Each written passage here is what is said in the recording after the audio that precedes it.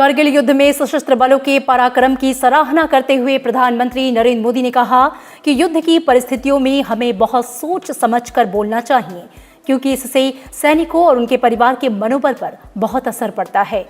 मन की बात कार्यक्रम में उन्होंने कहा कि आजकल युद्ध केवल सीमाओं पर नहीं लड़े जाते, बल्कि देश में भी कई मोर्चों पर एक साथ लड़े जाते हैं और हर देशवासी को उसमें अपनी भूमिका तय करनी होती है। कारगिल विजय दिवस है।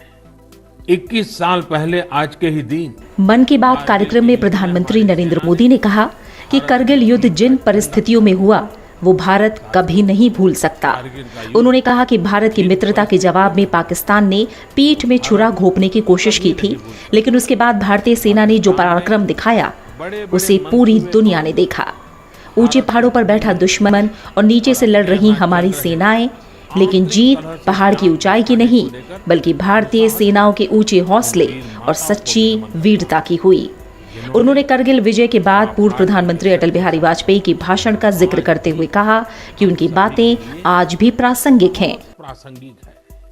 गांधी जी के इस विचार से आगे बढ़कर अटल जी ने कहा था कि करगिल युद्ध ने हमें एक दूसरा मंत्र दिया है। ये मंत्र था, कोई महत्वपूर्ण निर्णय लेने से पहले हम ये सोचें कि क्या हमारा ये कदम उस सैनिक के सम्मान के अनुरूप है जिसने उन दुर्गम पहाड़ियों में अपने प्राणों की आहुति दी थी। प्रधानमंत्री ने कहा कि कभी कभी हम इस बात को समझे बिना सोशल मीडिया पर ऐसी चीजों को बढ़ावा दे देते हैं जो हमारे देश का बहुत नुकसान करती हैं। उन्होंने कहा कि राष्ट्र सर्वोपरि का मंत्र लेकर एकता के सूत्र में बंधे देशवासी सैनिकों की ताकत को कई हजार गुना बढ़ा देते हैं। आजकल युद्ध केवल सीमाओं पर ही नहीं लड़े जाते हैं, देश में भी कई मोर्चों पर एक साथ लड़ा जाता है और हर एक देशवासी को उसमें अपनी भूमिका तय करनी होती है। प्रधानमंत्री ने कहा कि उन्हें भी बहादुरों का शौर्य देखने के लिए करगिल जाने का मौका मिला था, जो उनकी जिंदगी के सबसे अनमोल पलों में से एक है।